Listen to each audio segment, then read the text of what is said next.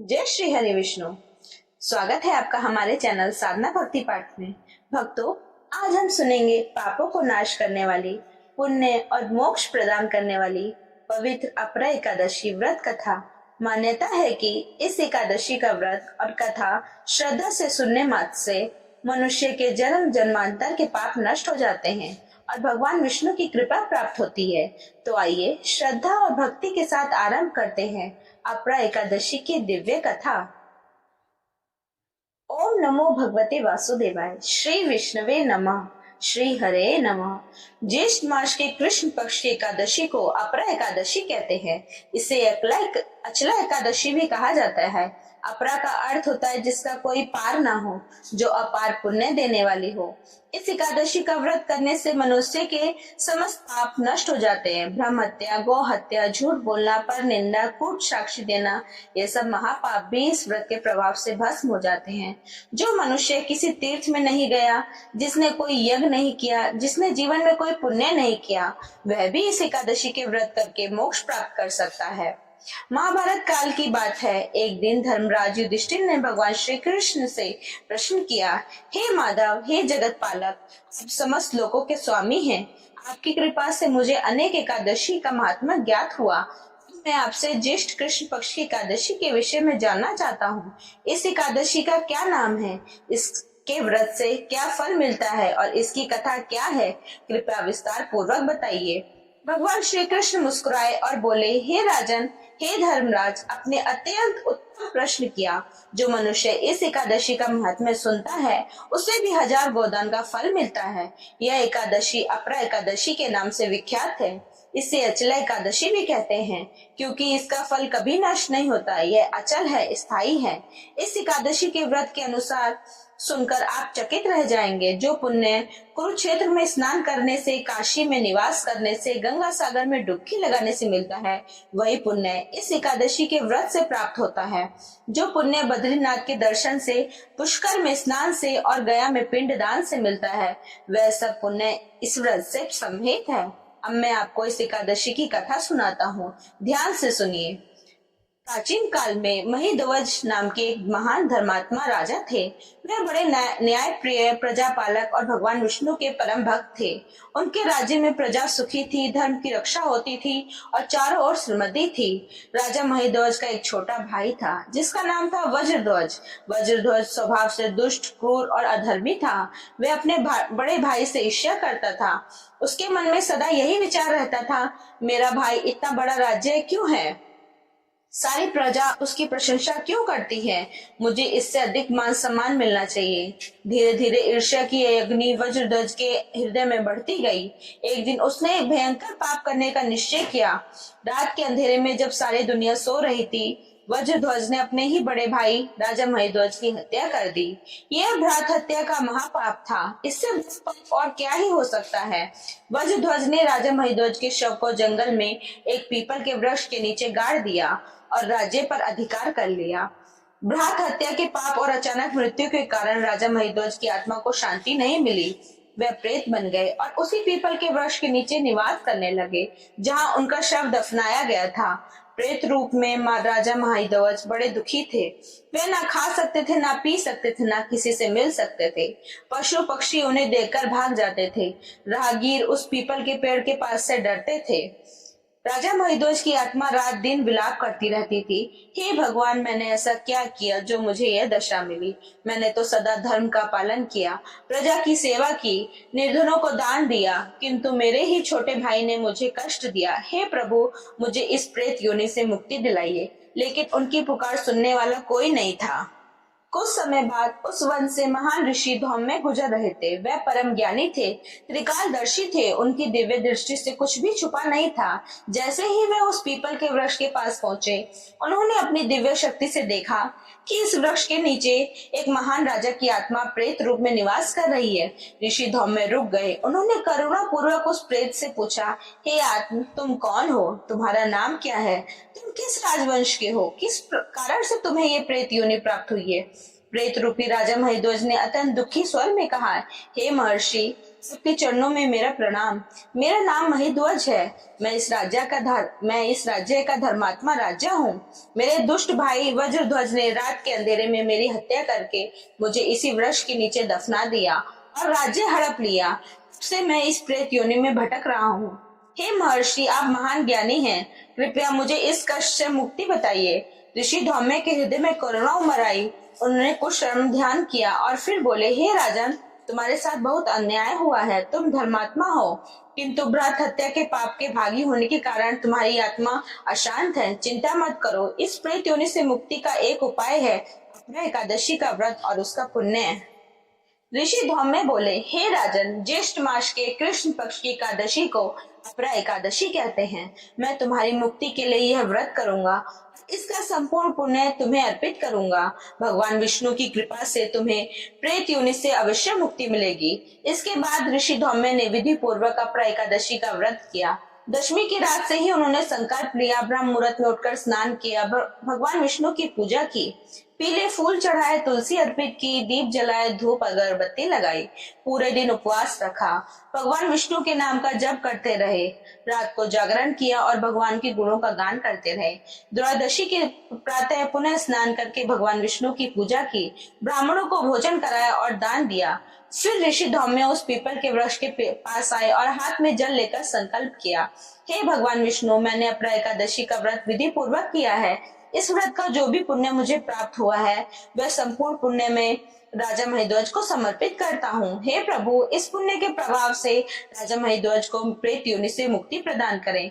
जैसे ही ऋषि धौम्य ने यह संकल्प पूर्ण किया, आकाश से पुष्पों की वर्षा होने लगी, दिव्य संगीत सुनाई दिया, एक तेज प्रकाश प्रकट हुआ। प्रेत योनि से राजा महिध्वज की आत्मा मुक्त हो गई। उनका शरीर दिव्य हो गया। उन्होंने पीले वस्त्र धारण किए, सिर पर मुकुट था, हाथों में कंगन थे, वे एक दिव्य विमान पर आसीन थे। राजा महिध्वज ने हाथ जोड़कर ऋषि धौम्य को प्रणाम किया और कहा, हे महर्षि, आपकी महान कृपा से आज मुझे इस प्रेत योनि से मुक्ति मिली है। अपरा एकादशी का व्रत का यह चमत्कार मैंने स्वयं अनुभव किया है। आप धन्य हैं, यह एकादशी धन्य है और भगवान विष्णु की यह महिमा अनंत है। इतना कहकर राजा महिध्वज का विमान वैकुंठ धाम की ओर प्रस्थान कर गया। ऋषि धौम्य ने हाथ जोड़कर भगवान विष्णु को धन्यवाद किया और अपनी यात्रा पर आगे बढ़ गए। भगवान श्री कृष्ण ने युधिष्ठिर से कहा, हे राजन, ये कथा मैंने आपको सुनाई। सुनिए इस एकादशी का अद्भुत महात्म्य। जो पाप इस एकादशी से क्षमा होते हैं, जो मनुष्य गुरु की निंदा करे वह महापापी है, किंतु यदि वह अपरा एकादशी का व्रत करे तो उसका यह पाप नष्ट हो जाता है। जो मनुष्य झूठी गवाही दे, न्यायालय से में असत्य बोले, वह महापापी है, किंतु इस एकादशी के व्रत से उसे मुक्ति मिलती है। जो मनुष्य वेद शास्त्रों की निंदा करे, उसका भी यह पाप इस व्रत से नष्ट हो जाता है। जो क्षत्रिय युद्ध से भाग जाए, उसके लिए महा अपमान और पाप है, किंतु अपरा एकादशी का व्रत उससे भी शुद्ध कर देता है। जो मनुष्य किसी के घर के अन्न की चोरी से खाए, दूसरों की संपत्ति हड़पे, उसके पाप भी इस व्रत से नष्ट होते हैं। जो ब्राह्मण यज्ञ का अधिकार रखते हुए भी यज्ञ न करे, वह ध्यान छोड़ दे, उसे भी इस एकादशी का व्रत शुद्ध करता है। भगवान श्री कृष्ण ने आगे कहा, हे राजन, मैं इस एकादशी की व्रत विधि बताता हूँ। दशमी तिथि की शाम को एक बार भोजन करके, भोजन सात्विक होना चाहिए। रात को भगवान विष्णु का स्मरण करते हुए शयन करें। ब्रह्म मुहूर्त में उठें, दांत साफ करें, नीम या आम की दातुन का उपयोग करें। यदि यह उपलब्ध नहीं है तो 12 बार कुल्ला करें। शुद्ध जल से स्नान करें। यदि गंगा जल उपलब्ध हो तो उसे स्नान के जल में मिलाएं। स्नान के बाद स्वच्छ वस्त्र पहने।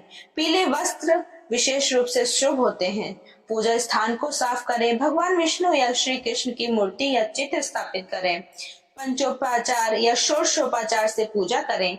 भगवान का आवाहन करें। भगवान को आसन अर्पित करें। चरण धोने के लिए जल अर्पित करें। हाथ धोने के लिए जल दें। पीने के लिए जल दें। पंचामृत से स्नान कराएं। पीला वस्त्र अर्पित करें। चंदन का तिलक लगाएं। पीले फूल चढ़ाएं। तुलसी अवश्य अर्पित करें। धूप या अगरबत्ती जलाएं। घी का दीपक जलाएं। फल, मिठाई, पंचामृत अर्पित करें। पान और सुपारी चढ़ाएं। यथाशक्ति दक्षिणा अर्पित करें। भगवान की आरती उतारें। परिक्रमा करें।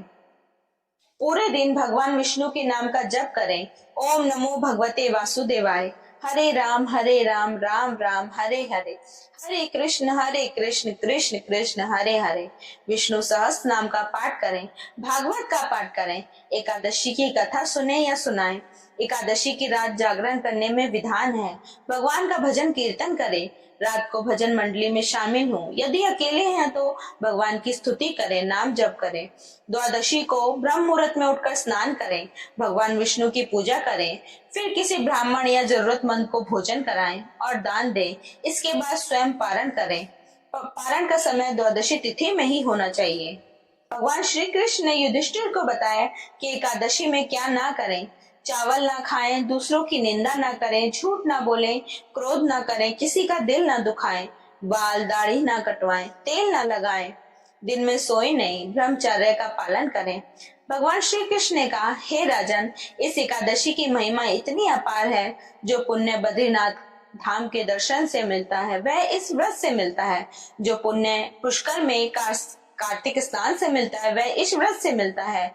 जो पुण्य गया में पितरों के श्राद्ध करने से मिलता है वह इस व्रत से मिलता है। जो पुण्य कुरुक्षेत्र में सूर्य ग्रहण के समय स्नान करने से मिलता है वही इस व्रत से मिलता है। जो पुण्य काशी में निवास करके गंगा स्नान करने से मिलता है वह इस व्रत से मिलता है। जो पुण्य सहस्त्र गोदान हजारों गायों के दान से मिलता है वही इस एकादशी की कथा सुनने मात्र से मिलता है। जो पुण्य अश्वमेध यज्ञ से करने से मिलता है वही इस व्रत से। यह है अपरा एकादशी की महिमा।